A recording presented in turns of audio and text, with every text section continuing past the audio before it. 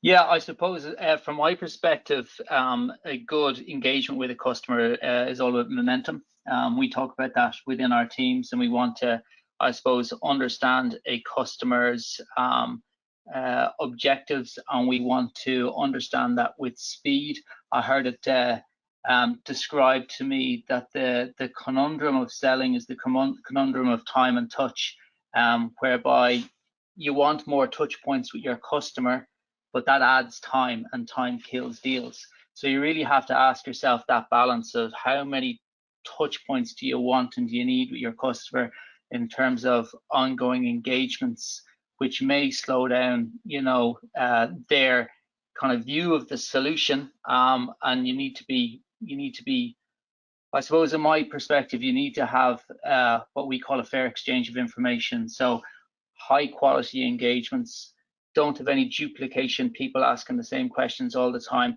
And if they give you information, you give back the solution in a high quality way. So we're always trying to focus on momentum and enable a customer get the right information at the right time to a high quality. And really what that kind of speaks to is I suppose the do nothing. So stick with the existing status quo, which is essentially is inertia, is basically your largest competitor. I mean, I don't know the exact stats, but I did a bit of research into this, and more than 50% of the time, do nothing is the outcome in many projects. And really, any kind of salesperson or sales team or sales organization that is selling to a high standard will sell against do nothing, and work to kind of move against that inertia. Yeah, it's a fantastic point that you raise. I think I was reading a post this morning from Bilal Batrari on LinkedIn, and he was saying that there's three facets to a prospect moving into kind of a buying stage, and most people look at the problems and the impacts, but the third and often the most vital part of the jigsaw is actually having a willingness to change. And if people don't have a willingness to change, and you're just really stuck in that limbo stage, is that something that you would agree with there? Yeah, absolutely. You see, the point is that with any change comes risk. So really what we need to paint a picture of the solution and the I suppose the project that we're talking about is low risk, but the outcomes are so overwhelmingly beneficial, is that it becomes just it gathers its own momentum and it gathers its own pace. It's just inherently the right thing to do at the low risk, and the outcomes are so beneficial to the individual and the company that it's overwhelmingly the right decision. And I suppose that's the picture that we need to paint.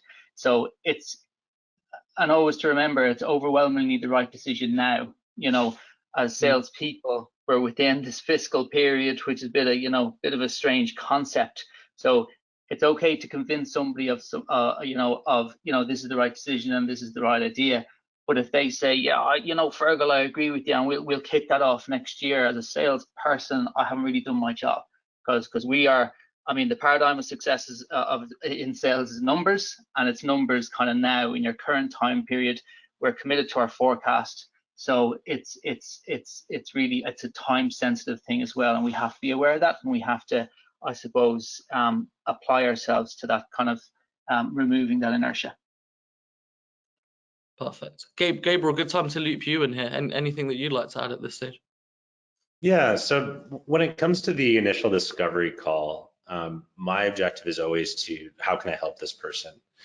And I try and lead from a place of authenticity, and authenticity, not necessarily from the sound, like I'm going to tell them about all my personal interests and things like that. It's more of like, I want to try and eventually disrupt their way of thinking. And, I'm a big fan of challenger selling, and, trying to, really educate them as we go through this process. But the first step is really just understanding where they're coming from, what their priorities are and objectives are. I'll use spin selling as a little bit of a modality to try and, understand, okay, what is their situation? What is their problem? I'll go into some implication need questions if it's appropriate to do so.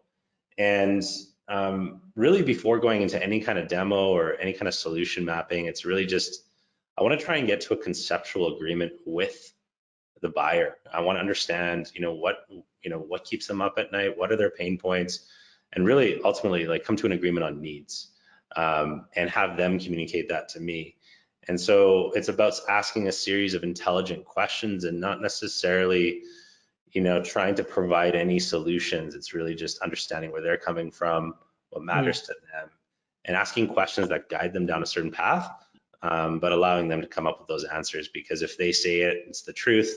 If we as sales professionals say it, sometimes it's not the truth in their mind. So I always want to try and open it up to them to do the majority of the talking. And at the end of the day, we were given 2 ears and 1 mouth for a reason. In sales, we should be listening more than talking. And so really just active listening skills and just having a keen interest on what the prospect's challenges are and how we can learn about them and their unique situation.